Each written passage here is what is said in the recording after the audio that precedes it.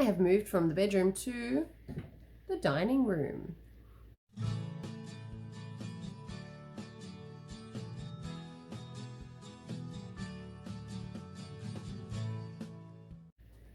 Hi everybody, welcome to Talk and Chalk. I'm Beck and today I'm going to be taking you through one of what I'm sure will be many videos to help you set up home learning for your students. It is a crazy time at the moment. We are going through whatever you're going through across the world, in the state, in your home, in your school, and your home might be your school depending if you're working from home or not. It's a very confusing time. I attempted to make this video earlier today, but with my 3 kids home, it didn't happen. So now they're in bed and going to sleep, hopefully. I should be able to get through this one. So my goal today is video me videoing a lesson. So this may or may not work. Let's be prepared. This could fail. What I've done to set up is make sure that I have all the resources I need around me. So I'm planning on doing a spelling lesson. So at my school, we use the Smart Spelling program. I highly recommend it. Go and check it out. Smart Spelling. You can do the training together as a staff, do it online, and you get sent all these amazing resources. So this is the manual here, which I have next to me so that if I suddenly stumble, I've got it next to me and I don't have to worry too much about editing. I have my resource book from when we did the training from this, because that has other notes in it as well. And I've got all the resources that I need on the laptop set up ready to go. Now, I'm attempting to do this without actually videoing myself. So if you're someone who doesn't want to be on the camera, this is an option for you. So I'm going no makeup, no filter, anything like that. I've got the lamp next to me here just for your benefit, so it's not too dark. It's not actually for the benefit of the lesson. And I have this microphone that my lovely husband got me as a treat. Now, if you don't have any microphones or anything like that, trust the capabilities of your technology. Things like this where you're not looking at my face, I can get really close to the device if I want to, and that will help with any sound inadequacies, inadequacies that you have, so that the kids can hear you. So you can get in as close as you want, doesn't matter because your face won't be there. But trust in that they will listen intently. This is going to be, in a horrible way, this is actually going to be quite exciting for the kids to have you in their home, even if it's just your voice in their home. That this is going to be quite exciting for them if they haven't had that before. So what I'm going to do is I will shift the camera around so that you can see everything that I'm doing with my hands and the device and what's around me. My attempt is to try and get it in one shot. When I film these things for you guys, it doesn't matter if I need to chop and change and edit and splice and all those sorts of things. You know, half the time if one of the kids come in and say, hey mom, I can edit that out. But if we're doing this as teachers, this is going to be an ongoing process. For you guys, I make a video once a week. You'll be making multiple videos in a week for this sort of a thing, and you don't want it to be too time consuming. So if you can do it in one take, it will make things so much easier for you. So that's my goal, is to do it in one take, which is why I've got everything set up around me. So I'm going to use Microsoft PowerPoint to screenshot what I'm doing. And I've got everything in there with the instructions, the lesson, and I'm going to use my Surface Pro pen to write on the screen. Now, if you have a device that doesn't use a pen or anything like that, there are other ways around that. For example, using the cursor to highlight the things that you want the kids to focus on, zooming in. So I zoom in just using the touch screen and doing this and making it bigger. If you have a device that doesn't do that, if you hit Control and then the plus symbol, it will zoom in that way as well, and that's another option around it. So there are ways to do this. So if you're someone who doesn't have the touch devices and all that sort of a thing, don't turn off just yet, because this could still work for you.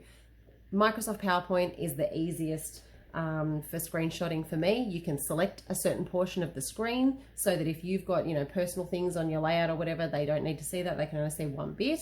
And it's really easy to just use plain editing tools. If you do make a mistake, you don't necessarily have to start all over again. Take a breath, go back to the beginning of the sentence, and then you can edit later if you really want to. That would probably be a whole other video for you though. So let's get into this and flip it around and see what it looks like. Okay, so I've got Microsoft PowerPoint open now, and this is the screen. So I will be flipping to a full view. So when it's time for me to start recording the actual lesson. I'm going to click from beginning and it will take up my entire screen. So that is exactly what they will see. And you can see with the pen, I can draw on this as much as I want. And that's what I plan on using. And I can just hit my cursor to go through it. And if I want to, I can always just end the show. Now, I would like to show them the grid sheet that goes with this. So I've got Google Classroom open. This is a test class that I am running with some kids just to check how Google Classroom works for us so that we can troubleshoot anything before we go K-6 on this platform. So this is the Smart Spelling Grid. So I have turned this into a Google Doc from the Smart Spelling program. This is exactly how it looks in their program. And we just photocopy it for the kids every week. So the difficulty for these guys is that it's going to have to be opened in Google Docs. So if they don't have it, they'll need to download it. And they will be typing their spelling words into here. So they will likely need to switch between Google Classroom with the video and then come back here to type their spelling word. And then at the end of it, they need to come down here, pick 5 of those words and put them into sentences. And then they will turn the assessment in.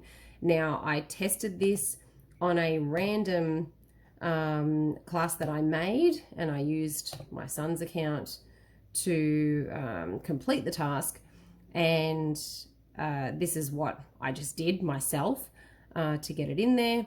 And then you can see, you know, this is what we came up with. And then over here, this is what he came up with and did. It was actually me, but the child.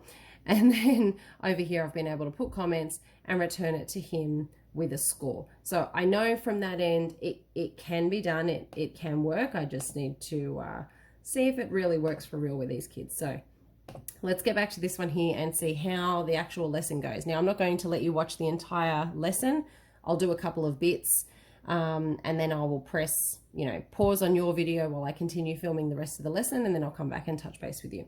So what you want to do is open up a new PowerPoint. Since I'm working in PowerPoint, I'm going to open up a new blank presentation.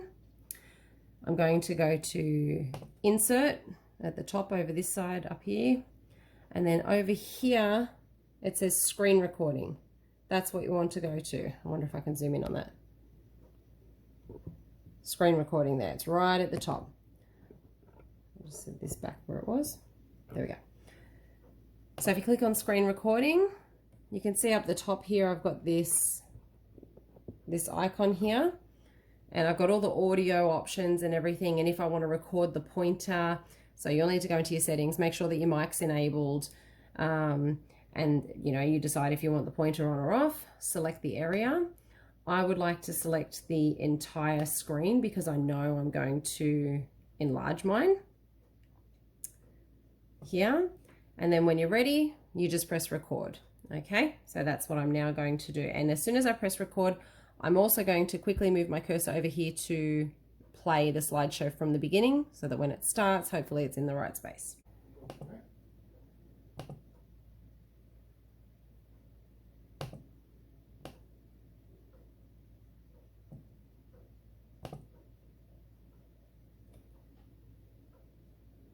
Hello everybody, welcome to today's Smart Spelling lesson. This is our Monday lesson, and today we're going to be looking at the digraph EA, which makes the sound E as in the word beach.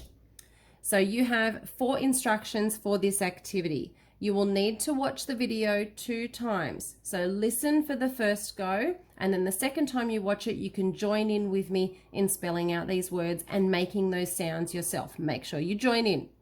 Number 2, you will complete the spelling grid sheet assignment. So with this post, there are a couple of attachments. You've got the video attachment, and then there's the spelling grid sheet assignment. I'm also going to attach for you the final list of words in case you lose your place in the video. The next part, step 3, is you need to choose 5 spelling words to put into a sentence each. So I should see 5 words and a sentence for each of those words. It is below the spelling grid. You just need to scroll down so that you can see a section to put it in. When you're done, you need to click on Turn In for turning in your work so that I can go through it and check it for you, and I will submit it back to you with some comments if you need some help with any of those things. Okay, so our red words for this week. We're looking at the digraph EA, making the sound E as in beach. So let's start with beach. I'm going to say beach. Beach. Here is the word beach. A beach is a natural landform that you usually find on the edge of land. I like to go to the beach with my family. You can see that the sounds in B are B, E, Ch. So we have B, E, A, C, H. Beach. Our next word on the list is east. I'm going to say east. And the sounds in east are E, S, T. The letters in east are E, A, S, T. East is a direction. So the sun usually rises in the east and sets in the west.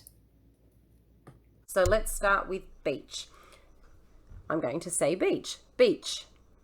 Here is the word beach. A beach is a natural landform that you usually find on the edge of land. I like to go to the beach with my family. You can see that the sounds in B are B, E, Ch. So we have B, E, A, C, H. Beach. Our next word on the list is east. I'm going to say east. And the sounds in east are E, S, T. The letters in east are E, A, S, T. East is a direction. So the sun usually rises in the east and sets in the west. Our next word today is peace.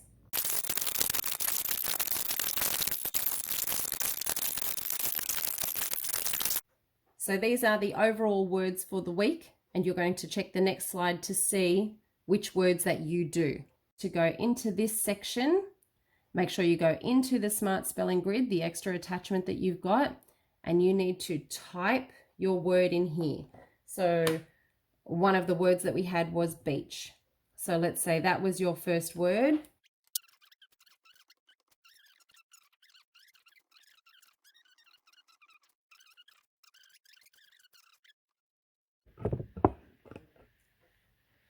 Okay, so I've done my thing now. I've recorded it on there.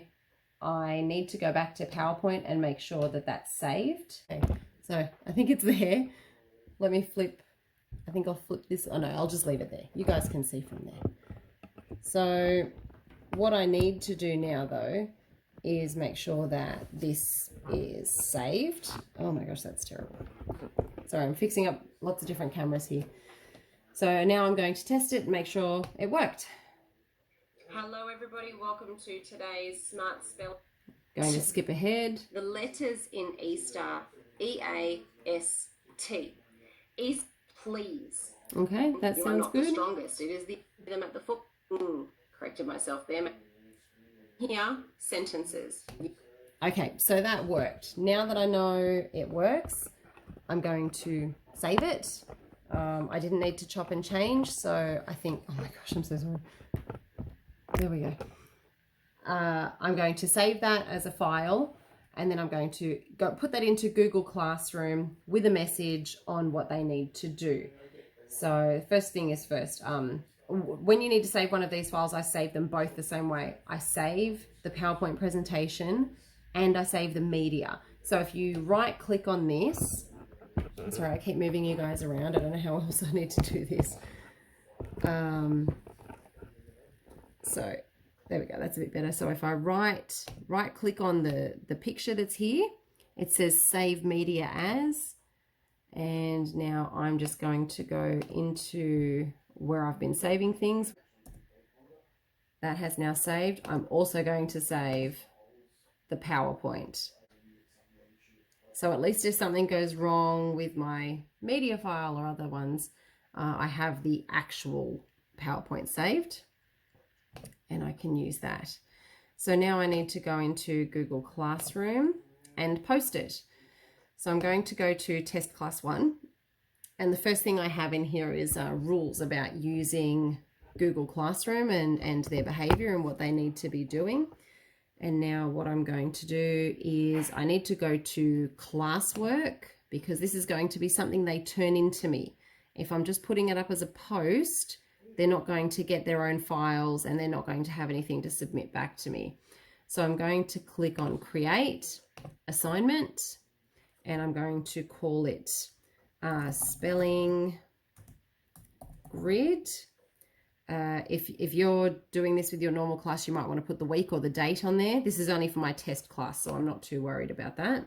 So I'm going to write, follow the instructions in the video to complete the spelling task. And then I'm going to reiterate it here. Number 1, watch the video twice to complete the spelling grid. 3, write 5 words in a sentence each. And then 4, turn in your work. And then I need to add all of this stuff in. So I'm going to add, and I'm going to go to my Google Drive where I have the spelling grid saved. And because I made it recently, it's in my recent files. There's my spelling grid. I'm going to go to the template spelling grid. There we go. All right, so now that is there. And over here you can see it says students can view file. I need to change that to make a copy for each student, because otherwise they're all editing in the same thing, or they will need to request edit. And I'm now going to add file, and I'm going to have to upload the video that I just created. Spelling, where my video was, Monday lesson video, there it is saved there. And I'm going to start uploading that. Now, this is the bit that's going to be time consuming for you guys. This is going to take time, and it's going to be a bit of a pain. So when you're doing things like this, be prepared to do one of a few things. This is your chance to go and make a cup of tea, have a break, chill, have a shower, touch base with your family, your kids, or if you're at school, this is your chance to go for a walk. Depends on how big the video file is as to how long it will take to upload. And then when it's ready, you can come back and make sure it's all ready to post. Or if you're like me, you're going to want to sit there and watch it and just do work in the background and get other stuff done while you're waiting for it. I mean, look how that's gone pretty slow at the moment. There's the load button down there. It will take a while for that to load. And that video was probably longer than it needed to be, but this is my first time doing this one this way. You'll get quicker as you go on. It will get quicker. So I'm going to pause this at the moment until that's actually done and then come back. Okay, it's done. It took about 10 minutes to upload, and I think the video was about 11 minutes long. In the future, I want that to be quicker though. I don't want them sitting there for too long with these videos. The focus should be the activity, not listening to me the whole time. So let's switch around again. My apologies again that this is still very bumpy, but it's just going to have to do for now. So at the moment, I've got the template there loaded for them, and I have the video. And what I would also like to add, and I'm going to add it as a file, is the screenshot that I took of the lesson, which looks like this. I'll just preview it so you can see. Open. So this was the screenshot of all of the spelling words. So they can have that on the screen elsewhere if they need it. And this is not like they're cheating. I'm just going to add that. It's not cheating or anything like that, because when we normally do this in the classroom, it's on the board in front of them and they have to copy it down into their spelling list. I'm trying to mimic as best as I can that classroom scenario. So now I'm going to review it. I've got my instructions here. I've got the template, and it's a copy for each student. I've got the video where they can view the file. Yeah, they can all have the same file. And then they've got the picture where students can view the file. I don't want them to do anything with the picture. Now over this side here, there's points. I calculated before that it was 36 points that I was going to give them. So a point each for writing the word down, a point for doing the sounds, counting the sounds, a point for completing the sound boxes the correct way, and then a point for remembering to write down the tricky part of the word. and I gave them 9 words, I think, so that's a total of 36. I'm going to give them a due date. Now, the kids will open this up on Monday, so their due date is going to be to have this done by, oh, where am I? By Tuesday, sorry, the 31st. And I would like it done by, and I'm going to put, I think I'll put by 3 p.m. That gives them a day, 2 days, sorry, to get that done. Whoops, 31st, 3 p.m. to get that done. So they've got a day. Really, they should be doing it that day. When we get into the swing of things, I would make that due Monday afternoon. Okay, now what I would like to do at the top over here, it says assign. If I do that now, the kids are going to see that over the weekend. So I'm going to click on this drop down box and I'm going to schedule it. And I'm going to schedule it, and it's got on there, look, March 30 already. It knows I want to do it on Monday, and it says 8 a.m. So I'm going to schedule it for 9 a.m. because that is what I told parents I would be doing, and I'm going to click schedule. So now this is posting onto the classroom, and look at this. You can see here it says the spelling grid is the task, and it is scheduled for March 30 at 9 a.m. So at least that way, you can get ahead on your posts. So whether you're working from home or working from school, you can start to, oh my gosh, you can start to plan ahead for these things. So you and your team can line these things up, spend one day posting everything to Google Classroom that you think you need for a certain amount of time, and just schedule it. And at least that way, you could be doing those other things, like all the work that's getting turned in. You can have lots of time to give nice feedback and assessment. You can be creating video content. You can be searching for other content. You can be using Google Docs to try and mimic worksheets that maybe you would normally send home. And your work is still ready and scheduling and going to the kids like it normally would. You don't have to be physically sitting there at 9 a.m. to click post for them to get it at 9 a.m. And that's one of the things I really like about Google Classroom. And if you're new to Google Classroom, don't let all of that phase you. I have another video that I've done on Google Classroom for beginners. It's a couple of years old and I've learned a lot since then, but I think it's still a good enough video for you to go and check out and get some tips and ideas from it. So this is a long video to show you, but that's the whole extent of that process of where I'm at the moment. And I'm going to keep making these videos and touching base with you guys, and hopefully the transition will be smoother and faster, and I will have lots more tips to share with you as well. So if you are new to the channel for this video, thank you for following along. I've just realized you can see my washing in the background there. This is the joy of working from home, and probably the reason why we don't necessarily want to be live streaming from home with our kids, but hey, if that's what it comes to, that's what it comes to. I'm going to, I think it's this side here, I'll leave another video. I'll pop a subscription button down below there, and if you've got more tips for me, pop them in the comments. Give me a thumbs up.